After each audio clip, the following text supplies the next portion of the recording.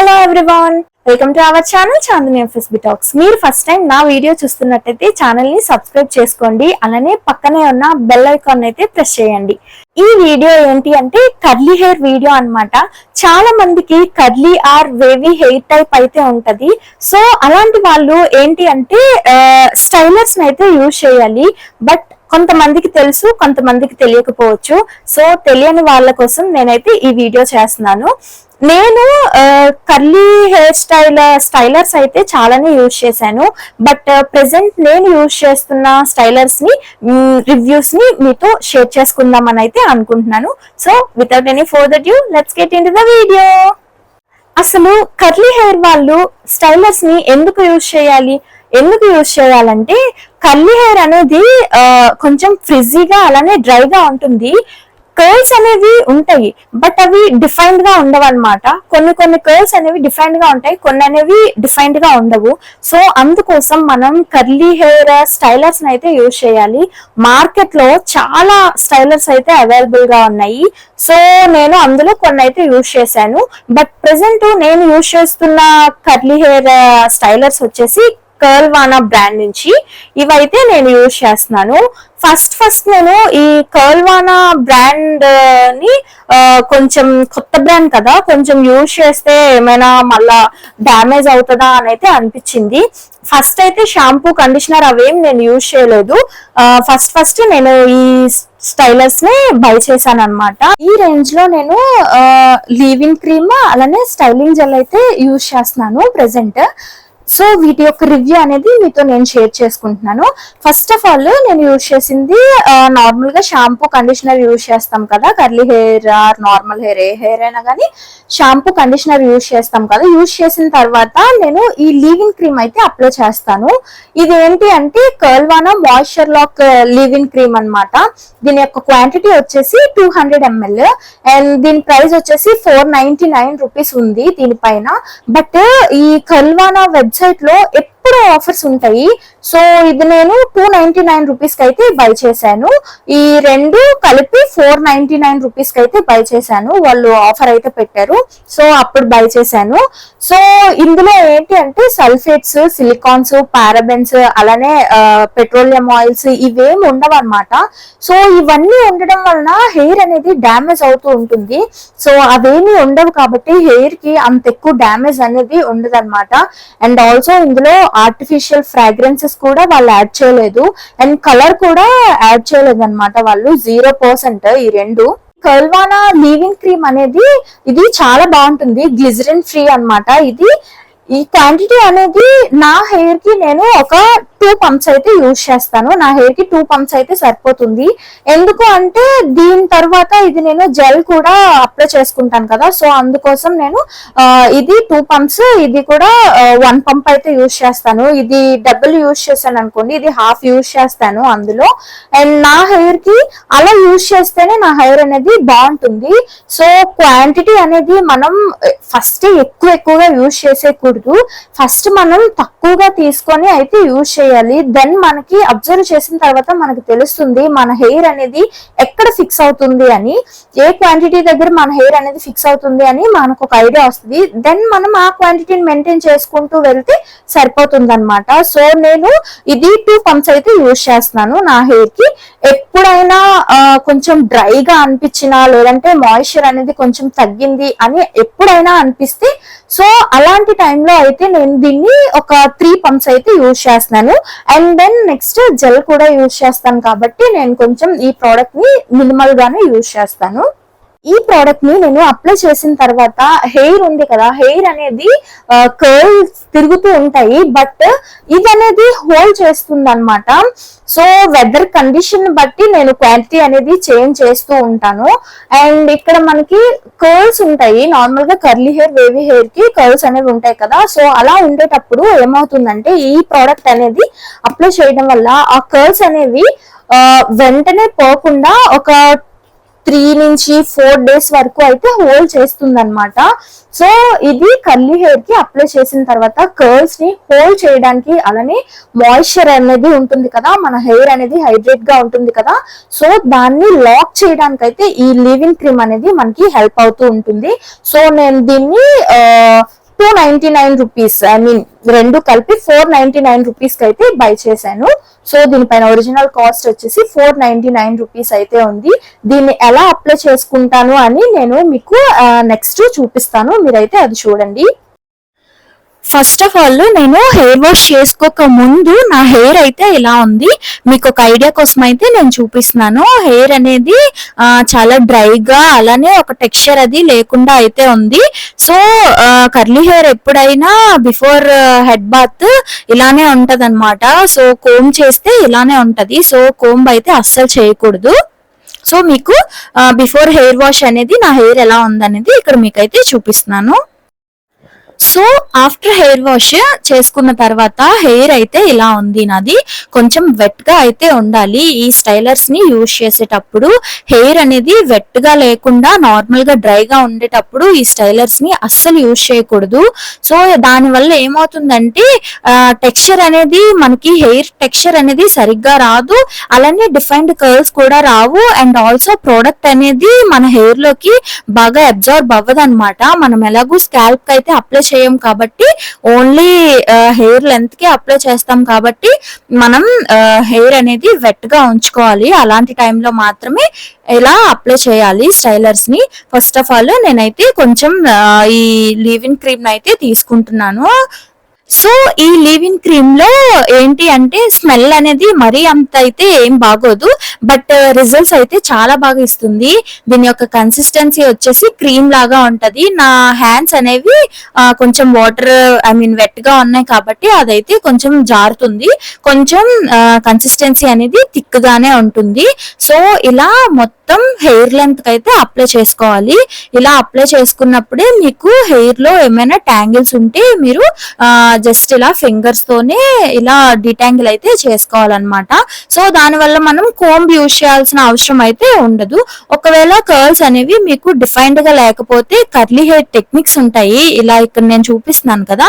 So ఇలా curly hair techniques ని use చేసి మీరు కర్ల్స్ ని అయితే కొంచెం డిఫైన్ చేసుకోవచ్చు. సో ఇక్కడ మీకైతే నేను చూపించాను ఇందాక. ఒకవేళ మీకు ఆ వీడియో కావాలంటే మీరు కమెంట్ చేయండి. కర్లీ హెయిర్ టెక్నిక్స్ వీడియో అనేది నేను సెపరేట్ గా చేసి అయితే పోస్ట్ చేస్తాను. జస్ట్ ఇలా అయితే అప్లై చేసుకోవాలి. స్కాల్ప్ కి అయితే అస్సలు అప్లై చేయకూడదు. ఇలా అప్లై చేయడం వల్ల ఏమవుతుంది అంటే కర్ల్స్ అనేవి కొంచెం ఎక్కువ లాంగ్ టైం అనేది హోల్డ్ అవుతాయి. నెక్స్ట్ ఇది కూడా ఒక కర్లీ హెయిర్ టెక్నిక్, స్క్రంచింగ్ అంటారు. సో ఇలా స్క్రంచ్ చేసుకోవడం వల్ల కర్ల్స్ అనేవి కొంచెం డిఫైన్డ్ గా అనిపిస్తాయి. హెయిర్ ని ఎక్కువగా షేక్ చేయకూడదు.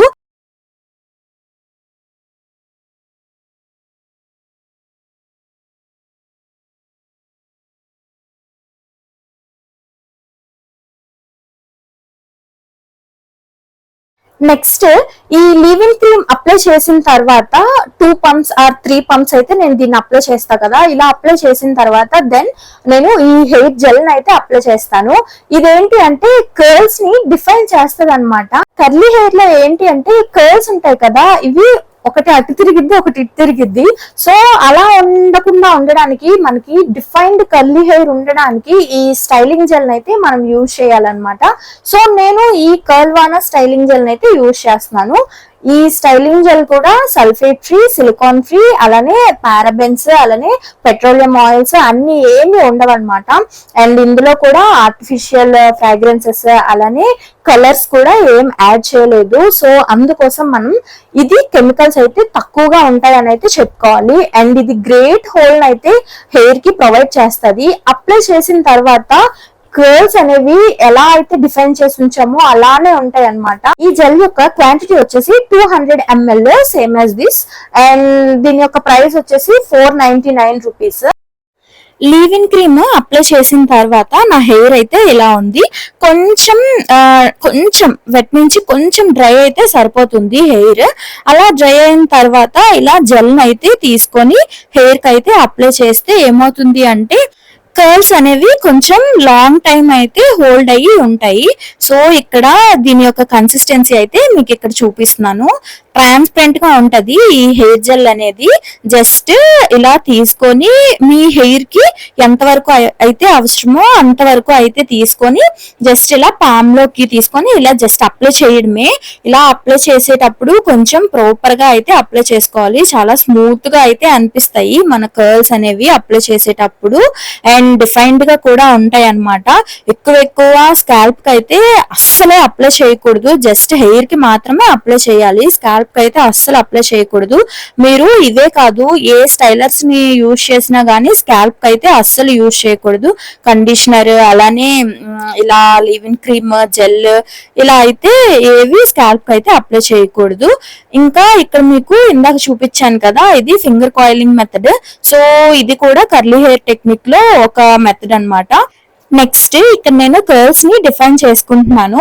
సో మనకి వాల్యూమ్ అనేది ఇక్కడే డిపెండ్ అయి ఉంటది. మనం కర్ల్స్ ని డిఫైన్ చేసుకునే టెక్నిక్స్ మీదే డిపెండ్ అయ్యి వాల్యూమ్ కూడా ఉంటది అనమాట. ఇక్కడ నేను జస్ట్ నార్మల్ గా మీకైతే చూపిస్తున్నాను సమ్ టెక్నిక్స్. ఇలా హెయిర్ కి మొత్తం అయితే చేసుకోవాలి. ఇలా చేసుకోవడం వల్ల కర్ల్స్ అనేవి కొంచెం డిఫైన్డ్ గా అయితే అనిపిస్తాయి, అండ్ చూడ్డానికి కూడా గుడ్ లుకింగ్ అయితే అనిపిస్తుంది అనమాట. ఇక్కడ చూడండి, నేనైతే చాలా మంది డెన్మన్ బ్రష్ ని యూజ్ చేసి ఈ టెక్నిక్ ని అయితే చేస్తారు. ఇలా చాలా మందికి వాల్యూమ్ అనేది తక్కువగా ఉంటది కదా, సో అలాంటి వాళ్ళైతే ఈ టెక్నిక్ ని అయితే యూజ్ చేయొచ్చు. Just some part of hair తీసుకొని డెన్మన్ బ్రష్ ఉంటే డెన్మన్ బ్రష్ తో ఇలా సెపరేషన్ చేసుకొని జస్ట్ షేక్ చేస్తే సరిపోతుంది. కర్ల్స్ అనేవి ఆల్రెడీ డిఫెండ్ అయిపోయి వస్తాయి అన్నమాట. నెక్స్ట్ స్క్రంచ్ చేసుకుంటే సరిపోతుంది. సో ఈ టూ స్టైలర్స్ ని యూజ్ చేసి కర్లీ హెయిర్ ని మనం అయితే కొంచెం డిఫైన్ చేసుకోవచ్చు. నీట్ గా కర్ల్స్ అనేవి ఫామ్ అవుతాయి. ఇక్కడ నేను హెయిర్ డ్రైయర్స్ కానీ లేదంటే డిఫ్యూజర్స్ కానీ ఏం యూజ్ చేయలేదు. జస్ట్ ఫ్యాన్ కింద అయితే ఒక 2.5 hours అయితే నాకు పట్టింది, ఒక 3 hours లాగా పట్టింది. సో 3 hours తర్వాత నా హెయిర్ అయితే ఇలా ఉందన్నమాట ఆ స్టైలర్స్ ని యూజ్ చేశాక. సో మనం జెల్ అప్లై చేసాం కాబట్టి కర్ల్స్ అనేవి కొంచెం స్టిక్కీగా అనిపించవు, కొంచెం డ్రైగానే అనిపిస్తాయి. బట్ ఏంటి అంటే అవి స్మూత్ గా అనిపించవు. జస్ట్ ఒకవేళ మీకు అలా ఉంది అంటే స్క్రంచ్ చేసుకుంటే మీకు స్మూత్ గా ఉండే కర్ల్స్ అయితే డిఫైన్ అవుతాయి. ఇక్కడ మీరు చూడొచ్చు, స్టార్టింగ్ లో మీకు చూపించాను కదా, అక్కడైతే కొంచెం కర్ల్స్ అనేవి స్మూత్ గా లేవు. జస్ట్ ఇలా స్క్రంచ్ చేసుకుంటే సరిపోతుంది. ఎందుకు స్మూత్ గా లేదు అంటే జెల్ అనేది అప్లై చేసేటప్పుడు ఆ కర్ల్ అనేది అలాగే ఉండేటట్టు జెల్ అనేది హోల్డ్ చేస్తుంది అనమాట. దాన్ని ఎప్పుడైతే మనం స్క్రంచ్ చేసి దాన్ని లూజ్ చేసామో కొంచెం స్మూత్ గా ఉండే కర్ల్స్ అనేవి మనకైతే వస్తాయి. ఇక్కడ మీకు చూపిస్తున్నాను ఈ స్టైలర్స్ ని యూజ్ చేసిన తర్వాత కర్ల్స్ అనేవి ఎలా డిఫైన్ అయ్యాయి అని. నేనైతే ఏ డిఫ్యూజర్స్ యూజ్ చేయలేదు అండ్ హెయిర్ డ్రైయర్స్ కూడా ఏం యూజ్ చేయలేదు. జస్ట్ ఫ్యాన్ కింద నేనైతే ఇది మొత్తం డ్రై చేసుకున్నాను. సో కర్ల్స్ తో మంచిగా ఇలా అయితే ఆడుకోవచ్చు. ఈ ప్రోడక్ట్స్ అనేవి కొంచెం కర్లీ హెయిర్ వాళ్ళకి బడ్జెట్ ఫ్రెండ్లీగా ఉంటాయి, మీరైతే ట్రై చేయండి. ఇవి రెండు కర్ల్వానా వెబ్సైట్ లో అయితే నేను బై చేశాను. అండ్ ఇదేం స్పాన్సర్డ్ వీడియో కాదు, నేను ఇవి యూజ్ చేశాను, నాకు నచ్చాయి, అందుకని మీతో రివ్యూ అనేది షేర్ చేసుకుంటున్నాను అనమాట.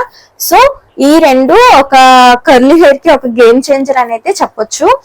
ఇవి నేను ఎలా యూజ్ చేస్తానంటే, ఒకవేళ వెదర్ అనేది హ్యూమిడ్ గా లేదు అంటే ఇది 2 pumps యూజ్ చేస్తాను, ఇది 1 pump యూజ్ చేస్తాను. ఒకవేళ వెదర్ అనేది హ్యూమిడిటీ ఎక్కువగా ఉందనుకోండి, అప్పుడు నేను ఇది ఒక్క పంపే యూజ్ చేస్తాను, ఇది 3 pumps యూజ్ చేస్తాను. ఎందుకంటే ఈ లీవింగ్ క్రీమ్ కంటే ఈ హెయిర్ జెల్ అనేది కొంచెం ఎక్కువ హోల్డ్ అయితే ప్రొవైడ్ చేస్తుంది. సో అందుకోసం నేను ఈ 2 స్టైలర్స్ అయితే యూజ్ చేస్తున్నాను. అండ్ ఇవి ఎక్కువగా అప్లై చేయాల్సిన అవసరం అయితే లేదు. మీరు ఏదైనా ప్రోడక్ట్ ని కొన్నారు అంటే దాన్ని ఎక్కువ ప్రోడక్ట్ ని స్టార్టింగ్ లోనే అస్సలు అప్లై చేసేయొద్దు. ఇది హెయిర్ కి సంబంధించింది. బట్ మేకప్ ఏమన్నా కొన్నా కూడా అవి ఫుల్ ప్రోడక్ట్స్, ఐ మీన్ ఎక్కువ క్వాంటిటీని అయితే మీరు యూజ్ చేయొద్దు. తక్కువ క్వాంటిటీని అయితే ఫస్ట్ స్టార్టింగ్ లో తీసుకొని దెన్ మీకు క్వాంటిటీ అనేది తెలిసిన తర్వాత మీరు దెన్ దాన్ని మెయింటైన్ చేస్తూ ఉంటే సరిపోతుంది అనమాట. సో ఇది లీవింగ్ క్రీమ్ అలానే స్టైలింగ్ జెల్. ఒకవేళ మీకు వీటి యొక్క లింక్స్ కావాలంటే కమెంట్ చేయండి, నేను ప్రొవైడ్ చేస్తాను. ఇవి మీరు ఖచ్చితంగా ఆఫర్ లో ఉన్నప్పుడు మాత్రమే తీసుకోండి. కర్లీ హెయిర్ ప్రొడక్ట్స్ ఏవైనా సరే మీరు ఆఫర్ లో ఉన్నప్పుడు మాత్రమే తీసుకోండి. దెన్ మనకి చాలా అంటే చాలా అమౌంట్ అనేది మనకు తగ్గుతుంది. ఒక 30 to 40% అమౌంట్ అయితే మనకు తగ్గుతుంది. సో అందుకోసం మీరు కర్లీ హెయిర్ ప్రొడక్ట్స్ ని ఆఫర్ లో ఉండేటప్పుడు అయితే తీసుకోండి. ఈ వీడియో అనేది మీకు ఎలా అనిపించిందో కమెంట్ చేయండి. అలానే ఇంకా కర్లీ హెయిర్ వీడియోస్ అనేవి మీకు కావాలి అనుకుంటే ఏ వీడియో కావాలి అన్నది కూడా కమెంట్ చేయండి. ఇంకొక హాఫ్ అన్ అవర్ తర్వాత నా హెయిర్ అనేది ఎలా ఉంది అని మీకు చూపిద్దామని ఈ క్లిప్స్ అయితే యాడ్ చేశాను. ఇంకా కొంచెం డ్రైగా అయ్యిందనమాట హెయిర్. సో అందుకోసం మీకైతే చూపిస్తున్నాను. కర్ల్స్ అనేవి చాలా డిఫరెంట్ గా అనిపించాయి. ఇంకొక పాయింట్ ఏంటి అంటే, ఒకవేళ మీ హెయిర్ కి వాల్యూమ్ కావాలంటే జస్ట్ స్కాల్ప్ పైన ప్రాపర్ గా ఇలా షేక్ చేస్తే సరిపోతుంది. ఈ వీడియో మీకు నచ్చినట్టయితే ఒక లైక్ చేయండి, అలానే ఛానల్ ని సబ్స్క్రైబ్ చేయండి, అండ్ దెన్ పక్కన బెల్ ఐకాన్ అయితే ఉంటుంది, దాన్ని క్లిక్ చేయండి. So thank you for watching. Bye guys.